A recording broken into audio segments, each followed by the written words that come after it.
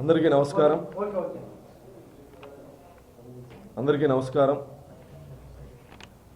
June 4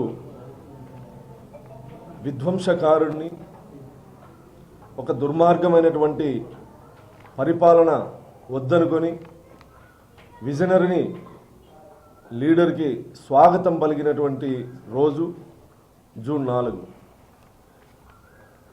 రాష్ట్ర ప్రభుత్వం, కూటమి ప్రభుత్వం ఏర్పడిన తర్వాత ఎన్నికల్లో ఇచ్చిన హామీల్ని ఒక్కొక్కటిగా నెరవేర్చుకుంటూ వస్తున్నటువంటి సందర్భం. గత ప్రభుత్వంలో విధ్వంసం జరిగింది. ఆంధ్ర రాష్ట్రం విధ్వంసం జరిగింది. రాజధానిని సర్వనాశనం చేసినటువంటి పరిస్థితి. పోలవరం లాంటి ప్రాజెక్టులని నత్తనడకన నడిపినటువంటి పరిస్థితి. పారిశ్రామికవేత్తల్ని బెదిరించి పారిపోయేలా చేసినటువంటి పరిస్థితి. అలాంటి విధ్వంసం నుంచి కూటమి ప్రభుత్వం ఏర్పడిన తర్వాత, గౌరవ ముఖ్యమంత్రిగా నారా చంద్రబాబు నాయుడు గారు బాధ్యతలు తీసుకున్న తర్వాత విధ్వంసం నుంచి పునర్నిర్మాణం వైపు ఆంధ్రప్రదేశ్ అడుగులు వేస్తున్నటువంటి తరుణంలో జీర్ణించుకోలేక ప్రజా సమస్యల మీద పోరాటం చేయనటువంటి జగన్మోహన్ రెడ్డి ఆంధ్రప్రదేశ్లో ఎవరైనా చనిపోతేనో, శవం ఎక్కడైనా దొరికితేనో, లేదా నిన్నటిలాగా గంజాయి స్మగ్లర్లు, రౌడీ షీటర్లు, సంఘ విద్రోహ శక్తులు జైలుకి వెళ్తేనో తన క్రైమ్ పార్ట్నర్స్ని పరామర్శించడం తప్ప ఏ రోజు ప్రజా సమస్యల మీద మాట్లాడినటువంటి సందర్భం లేదు. ఎంత దుర్మార్గమైనటువంటి వ్యక్తి అంటే, ఏ నాయకుడైనా ప్రజలకు సంబంధించి నిజంగా ప్రజలకు ఇబ్బంది కలిగితే ఒక పార్టీ అధ్యక్షుడిగా లేదా మాజీ ముఖ్యమంత్రిగా ప్రజల వైపు నిలబడి ఉద్యమాలు చేయడం సహజం. కార్యక్రమాల పేరు కూడా ఏ నాయకుడైనా ప్రజలకు దగ్గర అయ్యేందుకు కార్యక్రమాలకి పేరు పెడతాడు. ఏ నాయకుడైనా.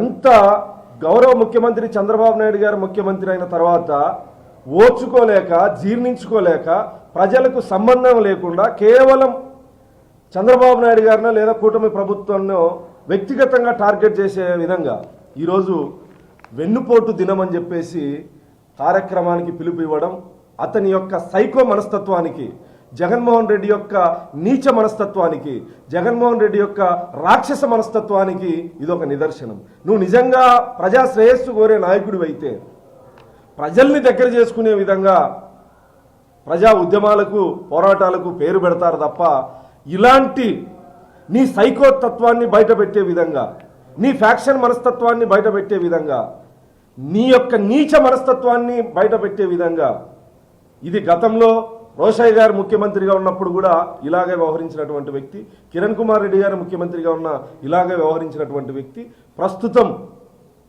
చంద్రబాబు నాయుడు గారు ముఖ్యమంత్రిగా ఉన్న ఇలాగే వ్యవహరిస్తున్నటువంటి ఒక సైకో మనస్తత్వం కలిగినటువంటి వ్యక్తి. ఆంధ్రప్రదేశ్ ముఖ్యమంత్రిగా బాధ్యతలు తీసుకున్న తర్వాత చంద్రబాబు నాయుడు గారు 3,000 రూపాయలు ఉన్న పెన్షన్ 4,000 రూపాయలు చేశారు. ఇదే 1,000 రూపాయల పెన్షన్ పెంచడానికి జగన్మోహన్ రెడ్డి లాంటి వ్యక్తికి 5 సంవత్సరాల కాలం పట్టింది. సంవత్సరానికి 34,000 కోట్ల రూపాయలకు పైన ఖర్చు పెడుతూ వికలాంగులకి, వృద్ధులకి, వితంతువులకి పెన్షన్ ఇస్తున్నటువంటి సందర్భం. 1వ తారీఖు ఆదివారం వస్తే ముందు రోజే, భారతదేశంలో ఎక్కడా కూడా జరగని విధంగా ముందు రోజే 31వ తారీఖు కానీ 30వ తారీఖు కానీ వాళ్ళ లబ్ధిదారుల దగ్గరికి పోయి పెన్షన్ ఇంటింటికి పోయి పెన్షన్ ఇస్తున్నటువంటి సందర్భం. విధ్వంసం నుంచి పునర్నిర్మాణం, అమరావతిని సర్వనాశనం చేసి ఆంధ్రప్రదేశ్ ప్రజలు మా రాజధాని ఇది అని చెప్పుకోలేని విధంగా ఆంధ్రులని అవమానపరిస్తే ఈరోజు అదే అమరావతి పునర్నిర్మాణం వైపు అడుగులు వేస్తూ ఇది నా రాజధాని అని గర్వంగా చెప్పుకునే విధంగా రాజధాని పనులు వేగవంతమయ్యాయి. పోలవరం పనులు వేగవంతమయ్యాయి. మీ పరిపాలనలో పారిపోయినటువంటి పారిశ్రామికవేత్తలు ఈరోజు సగౌరవంగా ఆంధ్రప్రదేశ్లో పెట్టుబడులు పెట్టడానికి వస్తున్నటువంటి పరిస్థితి. ఇంత విధ్వంసకారుడు జగన్మోహన్ రెడ్డి అనడానికి అనేక ఉదాహరణలు ఉన్నాయి. 5 సంవత్సరాల్లో గుంతలు పడిన రోడ్లలో ఒక తట్టెడు మట్టి వేయలేనటువంటి దుర్మార్గమైనటువంటి ప్రభుత్వం. ప్రజలని గాలి కొదిలేసి 5 సంవత్సరాలు మూల విరాట్ల తన గర్భగుడిని వదిలి తాడేపల్లి కొంపని వదిలి బయటికి రానటువంటి దుర్మార్గుడు. ఏ రోజు కూడా 5 సంవత్సరాల్లో గత ముఖ్యమంత్రిగా జగన్మోహన్ రెడ్డి గారు ఉన్నప్పుడు 5 సంవత్సరాల్లో మహా అయితే రాష్ట్రం మొత్తం ఒక 20-30 సార్లు పర్యటించుంటాడు. అది పైన హెలికాప్టర్లో పోతే కింద ట్రాఫిక్ క్లియర్ చేసే అంత సైకో మనస్తత్వం. ఎక్కడికి వెళితే అక్కడ చెట్లు నరికేసేటువంటి దుర్మార్గం, షాపులు బంద్ చేస్తూ పరదాలు కట్టుకొని ఒక నియంతలాగా, ఒక రాజుల కాలంలో రాజులాగా తనను తాను ఊహించుకొని నియంతలా వ్యవహరించినటువంటి దుర్మార్గమైనటువంటి పరిపాలనని వెన్నుపోటు దినం అని చెప్పి చెప్తున్నటువంటి జగన్మోహన్ రెడ్డి గారు అసలైన వెన్నుపోటు దారుడు అనడానికి అనేక ఉదాహరణలు ఉన్నాయి. రాజశేఖర రెడ్డి గారి కుటుంబానికి ముఖ్యమంత్రిని చేసి అంత జీవితాన్ని ప్రసాదించినటువంటి కాంగ్రెస్ పార్టీకి వెన్నుపోటు పొడిసి బయటికి వచ్చినటువంటి వ్యక్తి. వైఎస్ఆర్ కాంగ్రెస్ పార్టీ అనే పార్టీకి శివకుమార్ అనే వ్యక్తి పార్టీని స్థాపించుకుంటే అతన్ని నమ్మించి జనరల్ సెక్రటరీని చేస్తానని చెప్పి నమ్మించి పార్టీని తను కైవసం చేసుకున్న తర్వాత అతన్ని తరిమేసి వెన్నుపోటు పొడిచినటువంటి వ్యక్తి. ఇతను జైల్లో ఉంటే, అవినీతి కేసుల్లో జైల్లో ఉంటే 16 నెలలు జైల్లో ఉన్నటువంటి జగన్మోహన్ రెడ్డి పార్టీని భుజస్కంధాల మీద వేసుకొని మహిళ ఉండి పాదయాత్ర ద్వారా తన వైఎస్ఆర్ కాంగ్రెస్ పార్టీని ఉనికిని కాపాడినటువంటి షర్మిల గారికి వెన్నుపోటు పొడిచినటువంటి దుర్మార్గుడు. కన్న తల్లిని ఆస్తుల విషయంలో వెన్నుపోటు పొడిచినటువంటి దుర్మార్గుడు. అసలైన వెన్నుపోటుదారుడు జగన్మోహన్ రెడ్డి. ఇతను ఈరోజు కూటమి ప్రభుత్వం అధికారంలోకి వచ్చి సంవత్సర కాలం పూర్తవుతున్నటువంటి సందర్భంలో నిజంగా ప్రజలకు సంబంధించినటువంటి వ్యవహారాల మీద ఉద్యమించాల్సినటువంటి ప్రత్యర్థి పార్టీ నాయకుడు కేవలం వ్యక్తిత్వ హననం చేసే విధంగా, చంద్రబాబు నాయుడు గారిని అగౌరవపరిచే విధంగా, ఇతర రాష్ట్రాల్లో ముఖ్యమంత్రి గారి గౌరవానికి భంగం కలిగించే విధంగా ఇతను ముందే సైకో, ఇది 100% వాస్తవం. అతని సైకో మనస్తత్వాన్ని బయట పెట్టే విధంగా వెన్నుపోటు దినం అని చెప్పి ఈరోజు సిగ్గు లేకుండా, అతనికంటే జగన్మోహన్ రెడ్డి గారికి బుద్ధి ఉందో లేదో నాకైతే తెలియదు, ఇంకిత జ్ఞానం అనేది ఉందో లేదో నాకైతే తెలియదు. కనీసం వైఎస్ఆర్ కాంగ్రెస్ పార్టీలో ఉన్నటువంటి నాయకులైనా నిన్నటి రోజునే ఉదాహరణకు తీసుకుంటే ఒక్కొక్కడి మీద 9 కేసులు, 10 కేసులు, 12 కేసులు ఉండి అక్రమ మద్యం కేసులు, గంజాయి కేసులు, భూ కబ్జా కేసులు, హత్యా ప్రయత్నం కేసులు, ఇన్ని కేసులు ఉన్నటువంటి వాళ్ళని పరామర్శించేకి ఒక మాజీ ముఖ్యమంత్రి పోతామంటే పోలీస్ కానిస్టేబుల్ విధి నిర్వహణలో ఉన్నటువంటి కానిస్టేబుల్ మీద హత్యా ప్రయత్నం చేస్తే బహిరంగంగా కౌన్సిలింగ్ ఇస్తే వాళ్ళకు అండగా వెళ్తూ దళితులు మైనార్టీలకి అండగా, ఇక్కడ తప్పు చేసినటువంటి నరరూప రాక్షసులకి కులం మతంతో ఏం పని ఉంది? నీ పరిపాలనలో దళితుల మీద అంత దమనకాండ జరిగితే ఏ రోజు నువ్వు పరామర్శించలేదే? డాక్టర్ సుధాకర్ లాంటి వాళ్ళకి మాస్క్ అడిగినటువంటి పాపానికి నడు రోడ్డు మీద పోలీసులతో బట్టలూడదీసి అతని మరణానికి కారణమయ్యావే. నీ ఎమ్మెల్సీ సుబ్రహ్మణ్యం అనే డ్రైవర్ని చంపి డోర్ డెలివరీ చేస్తే కనీసం నీ ఎమ్మెల్సీ మీద చర్యలు తీసుకోలేదే, ఆ కుటుంబాలని పరామర్శించలేదే. నీ నియోజకవర్గంలో నాగమ్మ అనే మహిళని అతి కిరాతకంగా అత్యాచారం చేసి హత్య చేస్తే కనీసం ఆ కుటుంబాన్ని ఆ రోజు పరామర్శించలేదే. స్థానిక ఎమ్మెల్యేగా, ముఖ్యమంత్రిగా డాక్టర్ అచ్చెన్న నీ జిల్లా ఉన్నత స్థాయి జిల్లా అధికారిని కిడ్నాప్ చేసి అతి కిరాతకంగా హత్య చేసి మాంసపు ముద్దల్ని ఆ కుటుంబానికి అప్పగిస్తే ఆ కుటుంబాన్ని పరామర్శించలేదే. 5 సంవత్సరాల్లో జరిగినటువంటి దళితుల పైన జరిగినటువంటి దమనకాండ విషయంలో ఏ రోజు స్పందించని నువ్వు ఈరోజు నీ క్రైమ్ పార్ట్నర్స్, నువ్వు ముఖ్యమంత్రిగా ఉన్నప్పుడు గంజాయికి రాజధాని చేసావు ఆంధ్రప్రదేశ్. ఆ గంజాయిని నీ వ్యాపారాన్ని విస్తరింపజేసినటువంటి వాళ్ళల్లో వీళ్ళు ఒకరు కాబట్టి నీ క్రైమ్ పార్ట్నర్స్ని పరామర్శించడానికి వెళుతూ ఇక్కడికి వెళ్ళి ఏం మాట్లాడాడు? యువకులు తప్పు చేసింటారు, దాని గురించి నేను మాట్లాడను, కేసులు ఉండిండొచ్చు, దాని గురించి నేను మాట్లాడను. దేని గురించి మాట్లాడతావా? నువ్వు ఒక మాజీ ముఖ్యమంత్రివి. ఏదో దోచే అనే నాగ చైతన్య సినిమాలో సప్తగిరి క్యారెక్టర్ ఉంది, లాయరు. మావాడు హత్యలు చేశారు, మానభంగాలు చేశారు, అయితే ఉరిశిక్ష వేసేస్తారా? మావాడు రౌడీ షీటరే, జోబుదంగే, అయితే ఉరిశిక్ష వేసేస్తారా అని మాట్లాడిన విధంగా ఒక మాజీ ముఖ్యమంత్రి స్థాయిలో ఉన్నటువంటి వ్యక్తివి ఒక్కొక్కడి మీద 9 కేసులు 12 కేసులు ఉన్నటువంటి రౌడీ షీటర్లను పరామర్శించడానికి వెళ్తున్నావంటే అక్కడ ఆ ప్రాంతంలో వాళ్ళని కిల్లర్ అంటారు. వాళ్ళు హత్య చేయాలంటే వేట కుక్కల్ని ప్రజల మీదకి వెళ్ళి సైకో అరుపులకి ఆనందం పొందేటువంటి రౌడీ షీటర్లని, కరుడుగట్టిన నేరస్తుల్ని ఒక మాజీ ముఖ్యమంత్రి స్థాయిలో పరామర్శించడానికి వెళ్తున్నావంటే నీ మానసిక స్థితిని ఆంధ్రప్రదేశ్ ప్రజలు ఏ విధంగా తీసుకోవాలి? ఇలాంటి నువ్వు ఈరోజు 4-5 సంవత్సరాల్లో నీ పరిపాలనలో అనేక దుర్మార్గాలు, ఆంధ్రప్రదేశ్ అభివృద్ధిని 20-30 సంవత్సరాలు వెనక్కి నెట్టేసినటువంటి నువ్వు పునర్నిర్మాణం వైపు అడుగులు పడుతున్నటువంటి సందర్భంలో, మళ్ళీ పెట్టుబడులు వస్తున్నటువంటి సందర్భంలో, మళ్ళీ అమరావతి నిర్మాణం కొనసాగిస్తున్నటువంటి తరుణంలో, అన్ని ప్రాంతాల్లో అభివృద్ధి వికేంద్రీకరణ జరుగుతున్నటువంటి తరుణంలో సంక్షేమ పథకాలు గౌరవ ముఖ్యమంత్రి ఏదైతే చెప్పాడో అవన్నీ కూడా ఒక్కొక్కటిగా అమలు చేస్తున్నటువంటి పరిస్థితుల్లో నువ్వు చెప్పినటువంటి హామీలు సంపూర్ణ మద్యపాన నిషేధం అన్నావు. సంపూర్ణ మద్యపాన నిషేధం చేసే ఎన్నికలకు వెళ్తానని చెప్పావు. ఏం చేశావు జగన్మోహన్ రెడ్డి? 20-30 సంవత్సరాలు ఆ ఆదాయం మీద అప్పు తెచ్చినటువంటి దుర్మార్గుడు. వారంలోపు సిపిఎస్ రద్దు చేస్తానన్నావు. ఏం చేశావు జగన్మోహన్ రెడ్డి? ఇలా నువ్విచ్చిన హామీల్లో ఏవి అమలు చేశావు? 1000 రూపాయలు పెన్షన్ పెంచడానికి నీకు 5 సంవత్సరాల కాలం పట్టింది. 5 సంవత్సరాల కాలం పట్టింది.